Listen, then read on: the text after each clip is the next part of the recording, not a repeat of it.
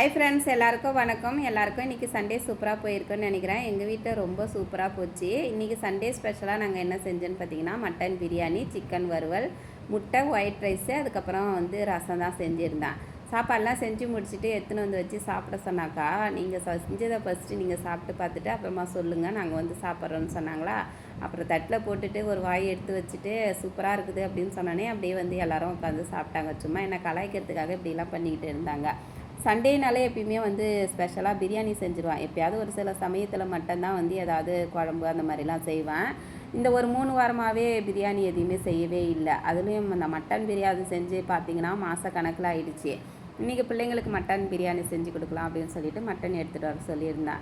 இந்த சண்டேக்கு சமைக்கிறதுக்கு ஏதாவது வாங்கிட்டு வர சொன்னாலே ஹஸ்பண்டு 11 மணிக்கு மேலே தான் சட்டையை மாட்டிக்கிட்டு வெளியிலே போவார். இன்றைக்கி பாப்பாவுக்கு நைட் ஷிஃப்ட் முடிச்சுட்டு வந்தாங்களா, அவங்கள கூப்பிட்டு வரும்போதே அப்படியே எல்லாத்தையும் வாங்கிட்டு ஒரு 10 மணிக்கெலாம் கொடுத்துட்டாரு. ஆனால் பழக்க தோஷத்தில் நான் ஒரு 11:30 மணிக்கு மேலே தான் கிச்சனுக்குள்ளாரையே போனேன். 2 பொண்ணுங்களும் வீட்டில் இருந்தாங்களா, அதனால் அவங்க எல்லா ஹெல்ப்புமே பண்ணதுனால வேலையெல்லாம் கொஞ்சம் சீக்கிரமாகவே முடிஞ்சிடுச்சு. இந்த வதக்கிறது, தாளிக்கிறது, கிண்டுறது இந்த மாதிரியான வேலையை மட்டும்தான் நான் பார்த்துக்கிட்டு இருந்தேன். அரியறது, கழுவுறது, அரைக்கிறது இந்த வேலையெல்லாம் அவங்க 2 பேருமா பார்த்துக்கிட்டு இருந்தாங்க. கமெண்ட்ஸில் கொஞ்சம் பேர்லாம் கேட்டுருந்தீங்க, நீங்களே எல்லா வேலையும் செய்கிறீங்களா, பிள்ளைங்க 2 பேர் இருக்காங்களா, அவங்க எதுவும் ஹெல்ப் பண்ண மாட்டாங்களா, வேலை செய்ய மாட்டாங்களான்னு. அவங்க எல்லா வேலையுமே செய்வாங்க. இப்போ பிரியாணி நான் செஞ்சேன்ல, அதை செய்ய சொன்னால் கூட அவங்க 2 பேருக்குமே செய்ய தெரியும். அந்தளவுக்கு எல்லா வேலையுமே நான் கற்றுக் கொடுத்து வச்சுருக்கிறேன்.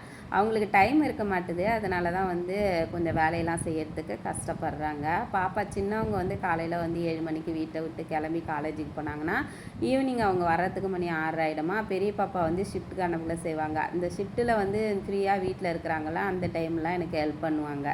ஒரு 10 நாளைக்கு வீட்டை விட்டு வெளியில் போக மாட்டேன். அதை கொண்டாடுறதுக்கு தான் இன்றைக்கி ஸ்பெஷல் பிரியாணிலாம் செஞ்சுருந்தது. 2-3 நாளாகவே கண்ணாமூச்சி ஆட்டம் காட்டிக்கின்னு இருந்தாங்க. படி இடிக்க போகிறேன்னு இன்றைக்கி இடிச்சிட்டாங்க. இதை சரி பண்ணி தர சொல்லி 2 சிஎம்கிட்ட மனு கொடுத்துக்கிறேன். ஒன்று ஹவுஸ் ஓனரு, இன்னொன்று கான்ட்ராக்ட்காரரு. கான்ட்ராக்ட்காரரை சீக்கிரமாக வாக்கியா போட்டு தந்துருங்க நான் மனு கொடுத்துக்கிறேன். ஹவுஸ் ஓனர்கிட்ட சீக்கிரமாக படி கட்டி கொடுத்துருங்க நான் மனு கொடுத்துக்கிறேன். வீடியோ பிடிச்சா லைக் பண்ணுங்கள். Bye friends, love you.